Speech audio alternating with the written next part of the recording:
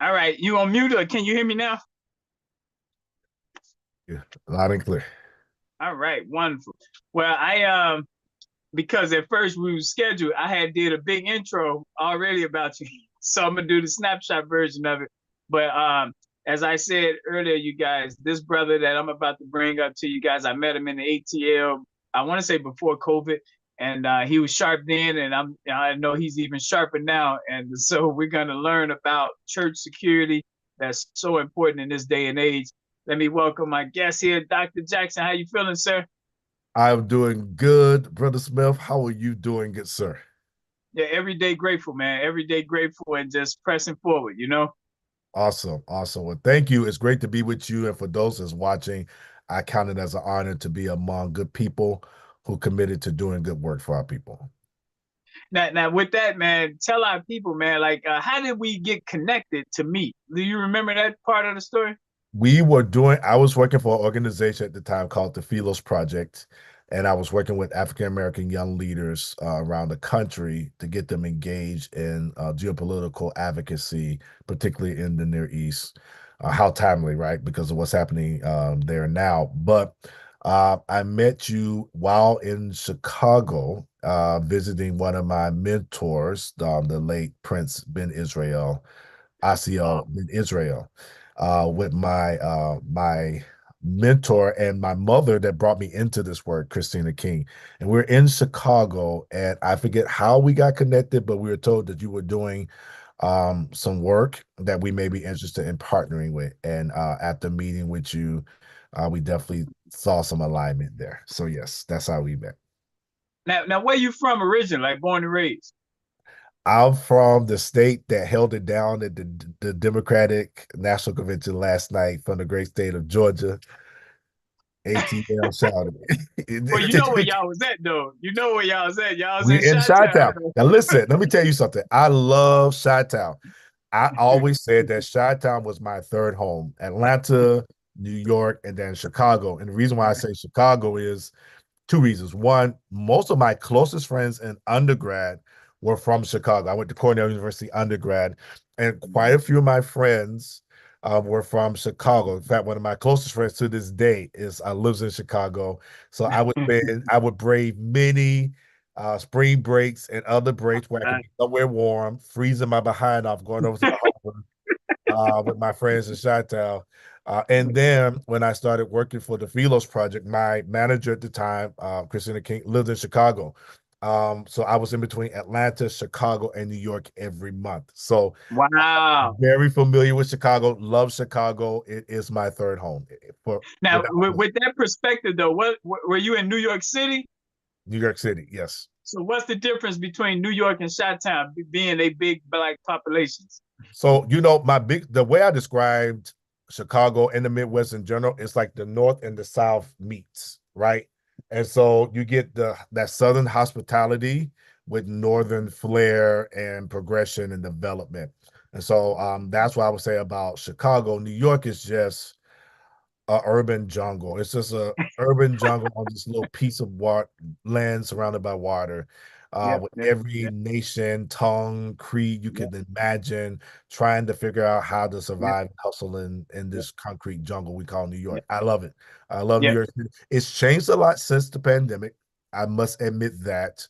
Because when I moved back to New York for my second iteration, it was just not the New York I knew where I cut my young adult teeth at when I was Yeah, there in my 20s. yeah. So being in But, New but York City in my 20s and then coming back in my 40s, I was like, not the same place.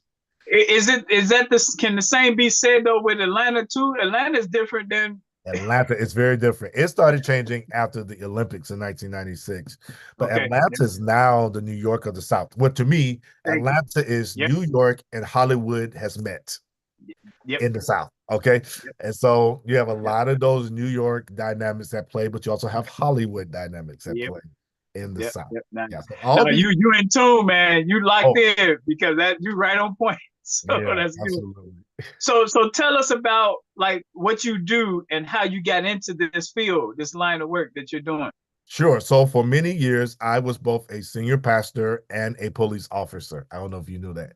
in Atlanta. So I pastored a Baptist church, Missionary Baptist Church in downtown Atlanta, and I was also on the Atlanta Police Department.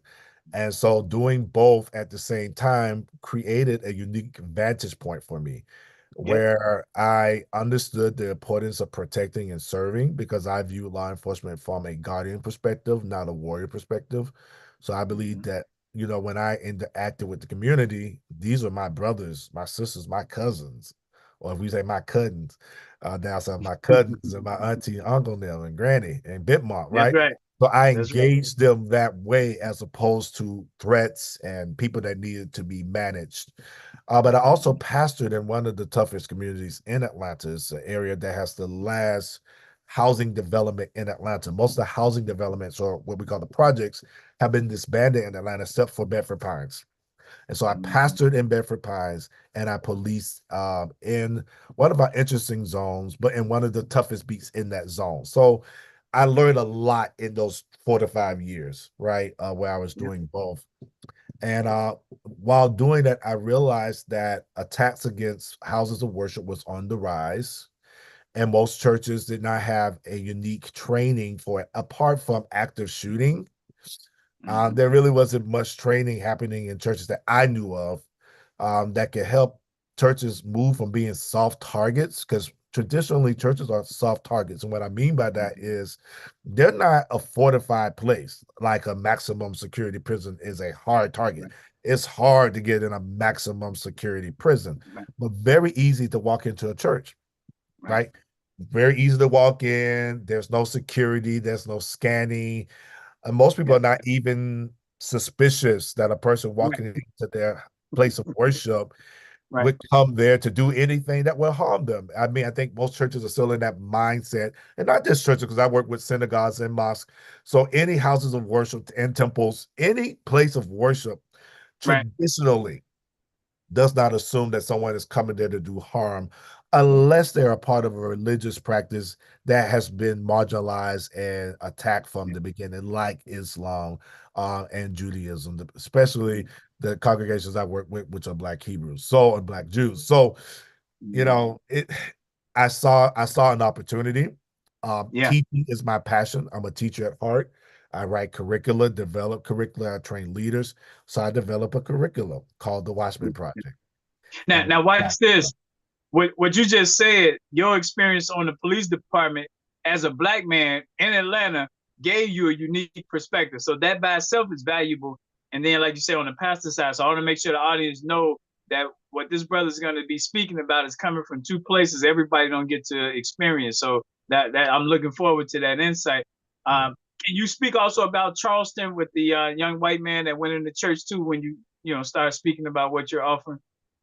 absolutely. Dylan Roof walking into Mother Emanuel in Charleston was just egregious, and it brought to public, these things happen all the time, but there's certain incidents that happen that makes the nation, even the world, stop. And we can no longer deny that there's things going on. We have to come to terms. And that incident was one that really brought the whole world, I would say, to terms with the fact of a number of things, that racism is still very real, and that racism uh has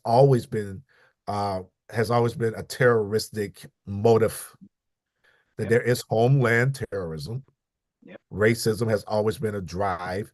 And then there's also this psychosis attached to it where people feel like they're acting on behalf of God. And so you're going to hear me talk about mental health and as we get into the presentation.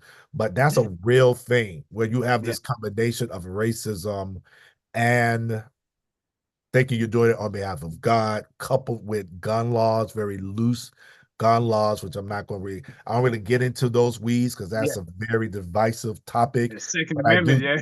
right, but I do think that we have to be aware about guns and what the laws say about guns. That's pretty much all I Now, do there. but the little nugget on that, most police departments aren't for this wildness of the guns, right? Because now you're out, outgunned sometimes when you hit the scene. Well, you have to think about it. When I was still policing, Georgia changed the laws to open carry state.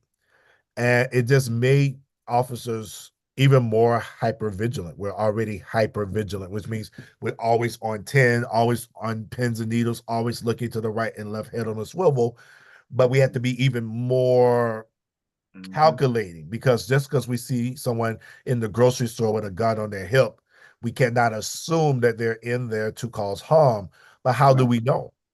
Right. And we may have a nanosecond to make that decision that this has turned from a regular citizen encounter to a potential active shooting. And to always be on guard like that everywhere you go as a law enforcement professional was just challenging. All right. So again, that's kind of the rub and the tension when you start talking about gun laws and Second Amendment rights and those Yeah. things. But so anyway, Mother Emanuel, which I've been to Mother Emanuel several times. I've taken black and white student leaders there to Mhm. see and hear what's happened from their church historian, Brother Bennett, who's a good friend of mine. I actually was just with him there in January. I took some friends up for my birthday. And I Now, wanted, were you there before that happened? You knew them before the incident or after nope, I didn't post? know them before the incident. Okay. After the incident, got involved with them and got involved with Charleston in general, because Yeah. I'm not sure how many people know the importance of Charleston for African Americans. It is our Ellis Island. It is our Come on. ground zero. The Big time. majority of enslaved Africans who were brought to the United Yeah. States came through Gadsden's Wharf in Yeah. Charleston, where now the International African American Museum is built. I got a chance. I saw that be built from ground up, hard hat tour to now going back in this past January and doing a Yeah. tour of it. Yeah. But yes, so getting involved with Charleston and educating black and white leaders on race. We still need to talk about race in this country. And Yeah. as much as, people are trying, certain factions are trying to erase black history and ban it from schools, it Yeah. is incumbent upon community groups and religious groups to continue to educate not only Yeah. our people, but anyone who has Big time. the ability to listen and willing to listen and take it Yeah. in. So we, excuse me, along Hmm. with Christina King and I, were able to organize these conversations on race in Charleston. And a part of that conference was taking our participants to Mother Emanuel, Hmm. again, the history of the church, as well as that particular incident with what we call the Emmanuel 9. I should have worn my Emmanuel 9 pin.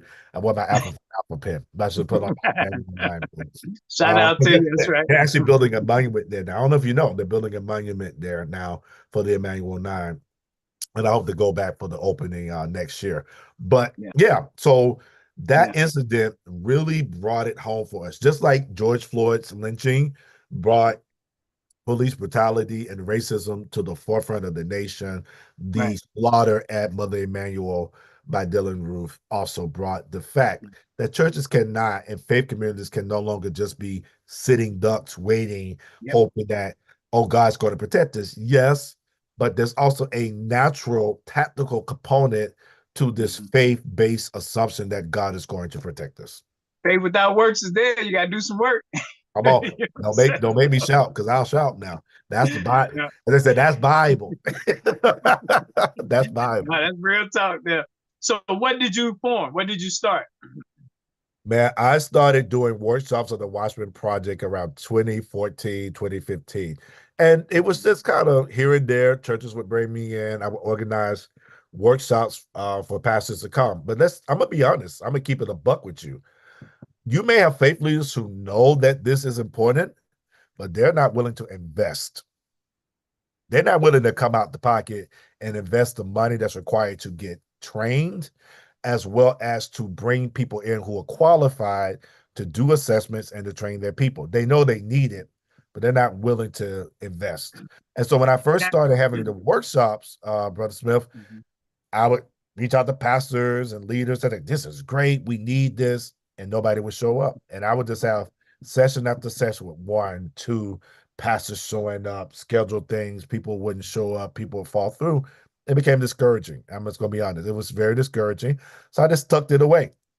And so during the pandemic, I noticed this uptick, this rise in incidences against churches, and just a rise in gun violence. I became very interested in gun violence in general.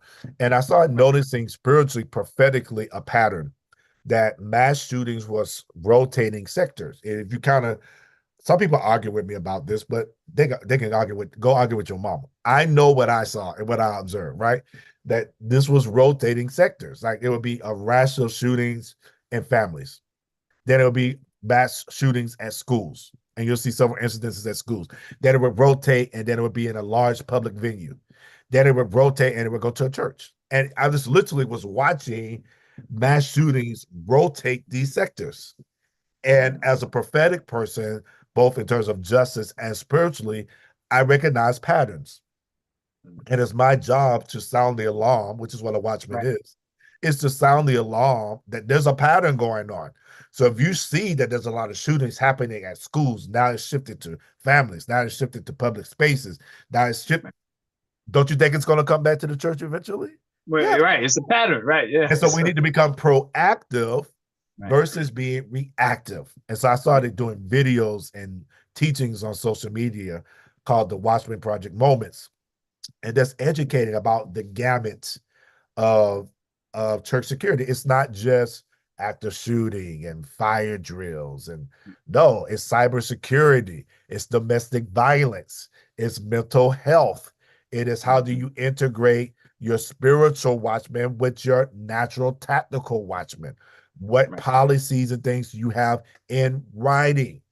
Are you doing background checks for your children's ministry? It's so much that's involved in this conversation.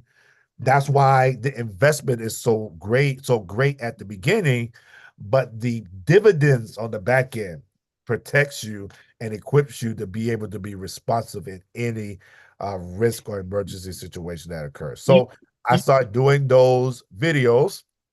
Mm-hmm. And it got the attention of some large ministries.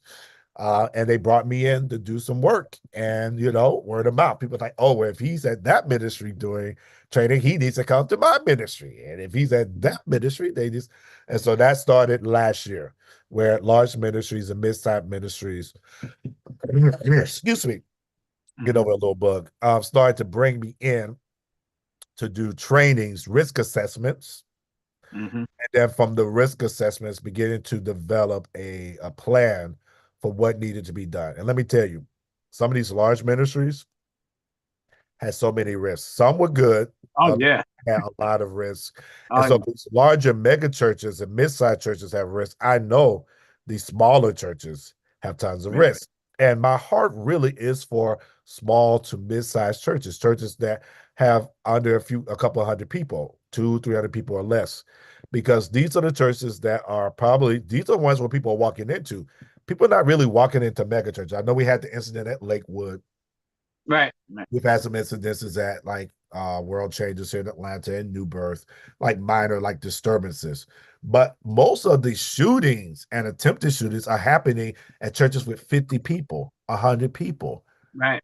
a lot of people. And so it's incumbent upon smaller to mid-sized faith communities to really be intentional. But what they're usually thinking about is we don't have the money and we don't Right. have the people to really implement security. And I beg to differ.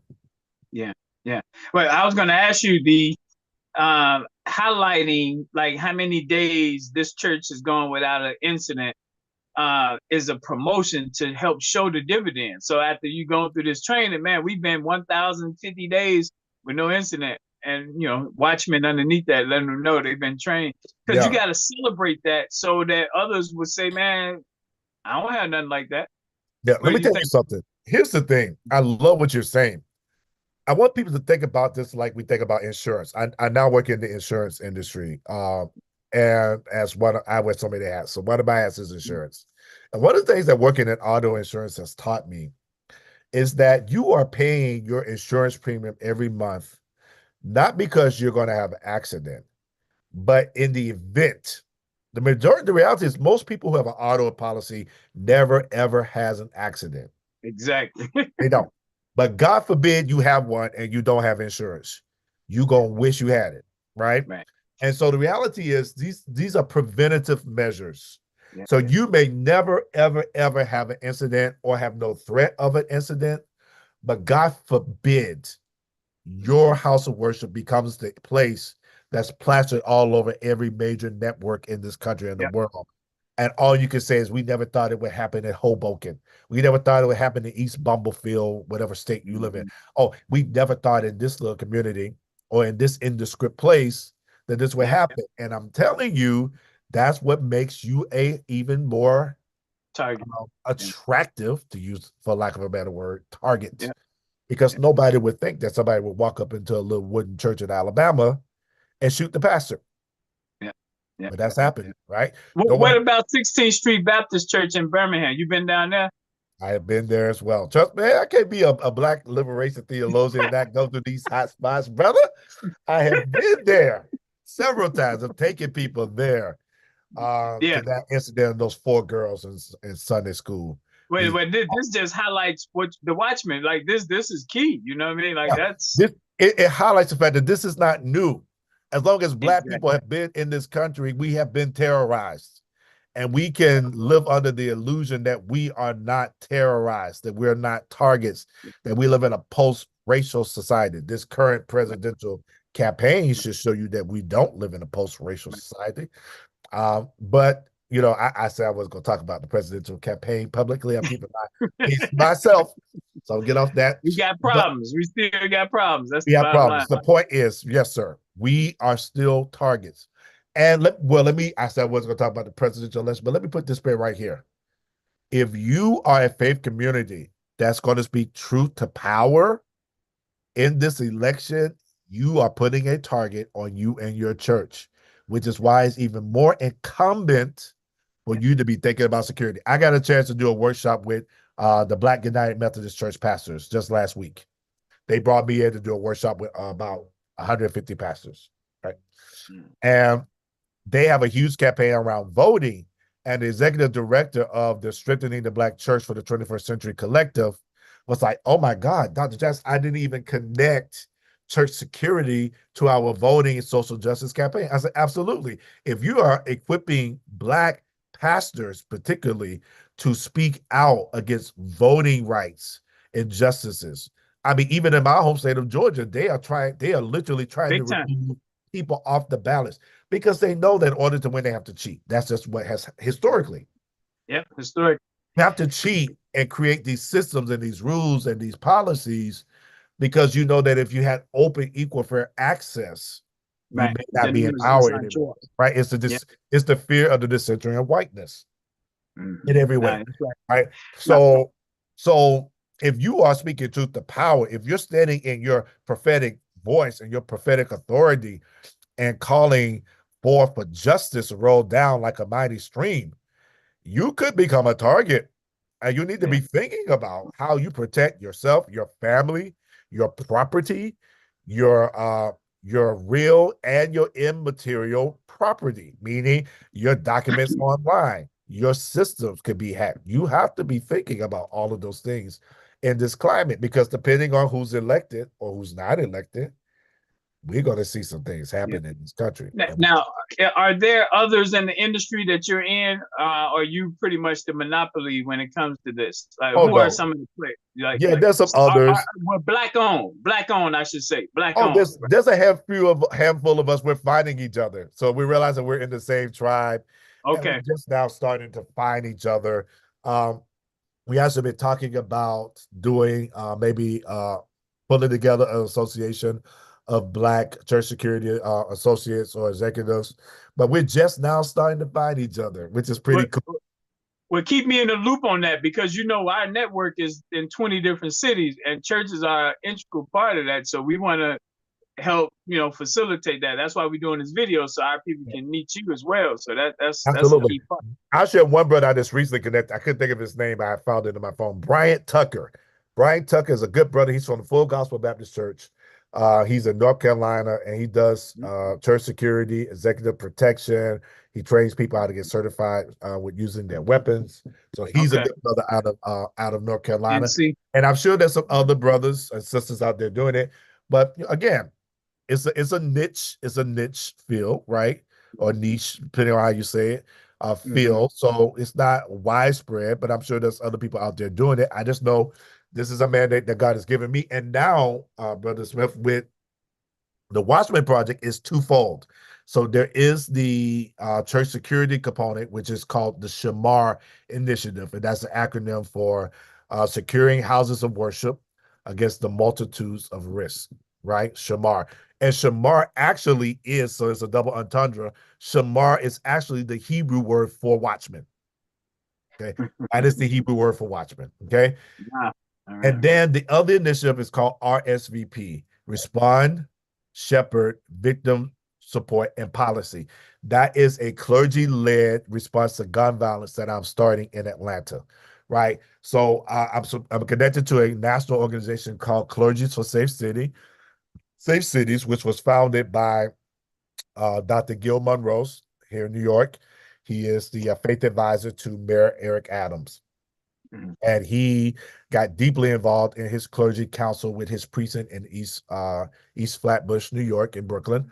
And from there, it grew into this model that people around the country was like, wow, this is a deeply engaged clergy council responding to gun violence and incidences in Brooklyn. And it became a model, a national model.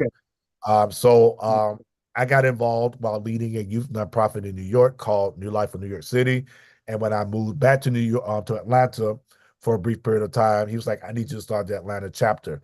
So we're getting that off the ground because I'm between Atlanta and New York right now. I'm getting that off the ground. And the main goal is to raise up a cadre of street chaplains, interfaith street chaplains who I will train along with others to respond in real time to gun violence incidences in Atlanta, and to provide the ministry of presence, but also to connect victims to resources, because there's a lot of resources available, but oftentimes victims are further victimized, their families are further victimized, and they don't have easy access to resources that they need while they're going through this trauma. And compassionate people who can inform them, because you got some people in this get over it type spirits, you know. So absolutely. So I see the value there for sure. But now, how does the funding works? Are you getting grants? Are you charging? Like, what's the process there? Yeah, so for RSVP, we're applying for grants and people to donate to that work for clergy violence. I need to demonstrate that it is a model that works in Atlanta, and then I'm sure more funding will come. For the Shamar, the church security, I do charge. That is for costs. Remember earlier I was saying the problem is ministers and faith leaders like, oh, this is great, but they don't want to open up their checkbook.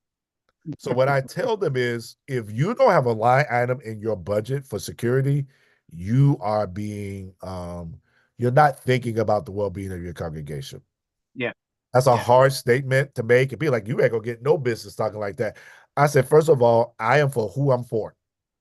I'm very clear about that. I'm not everybody's taste, but I'm still on the menu, right? That's right. No, that's right.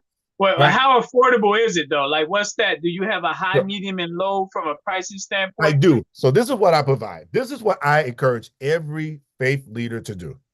They need to bring me in to do a risk assessment. It is a thorough risk assessment, which includes I will meet with the pastor and whoever is working in this area by Zoom to kind of get a sense of what's happening there.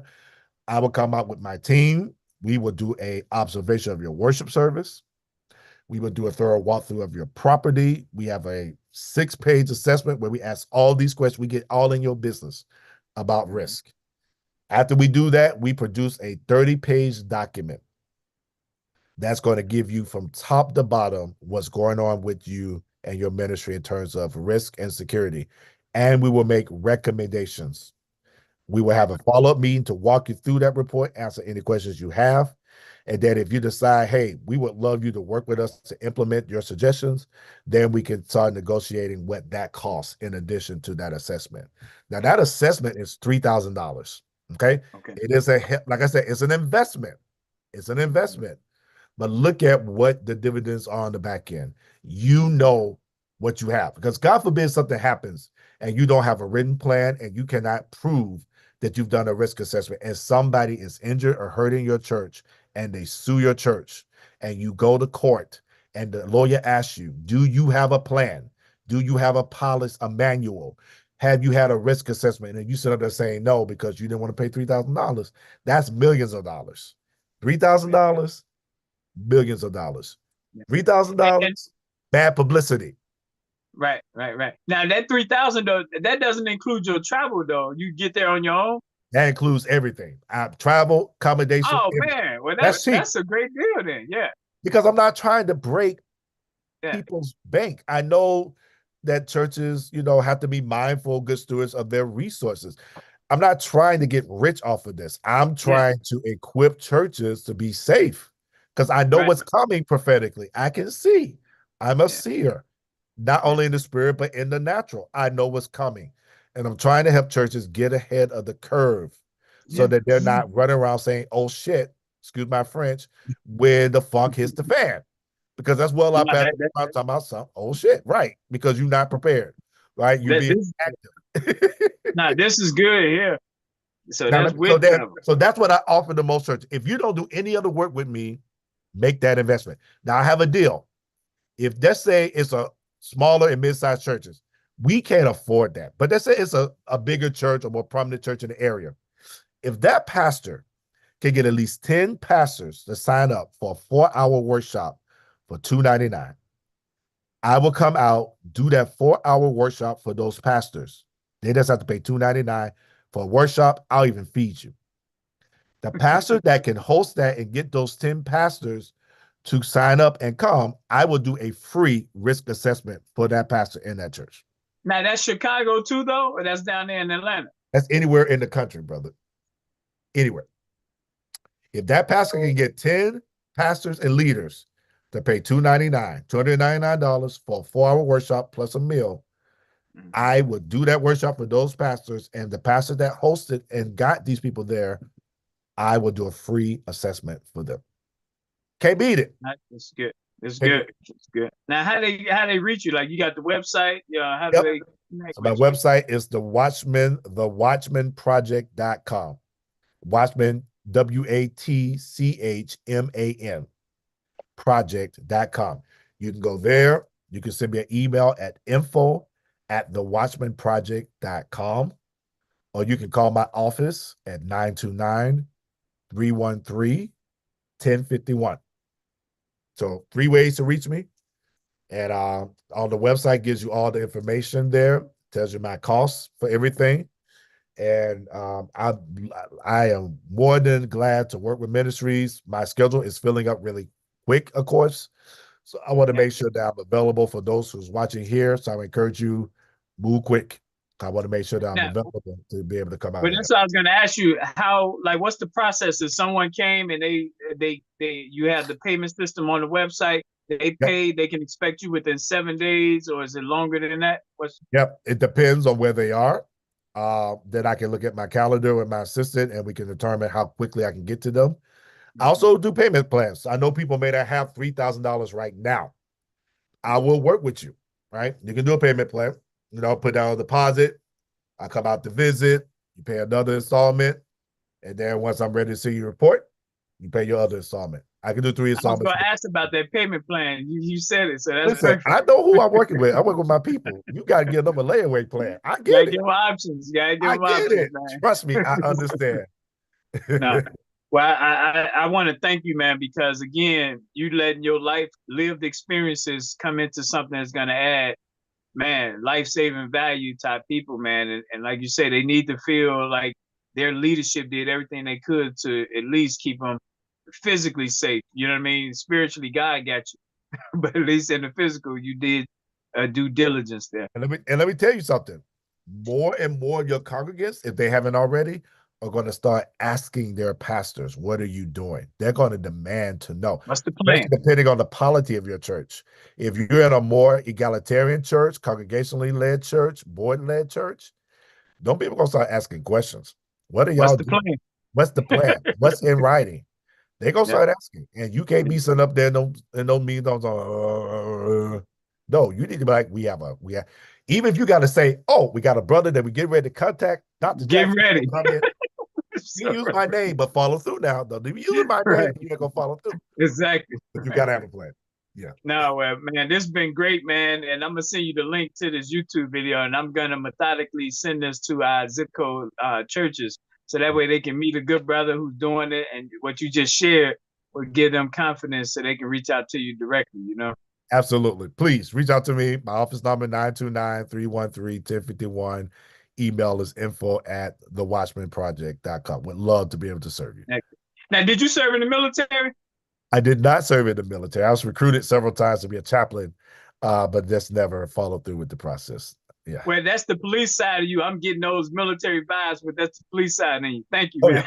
Because trust me, Atlanta trained us like military. It was paramilitary in many ways. Yes. You know what's crazy? I was looking when I was down there. I was looking at the first time they allowed black police officers in Atlanta. They couldn't arrest white people. Nope, they couldn't arrest white people. Nope. And they were in the Auburn area. Yeah. That's Very familiar crazy. with their history. Yeah. Well, thank you for your time, man. I appreciate you. Salute to you, my brother. My pleasure. Thank you for this opportunity.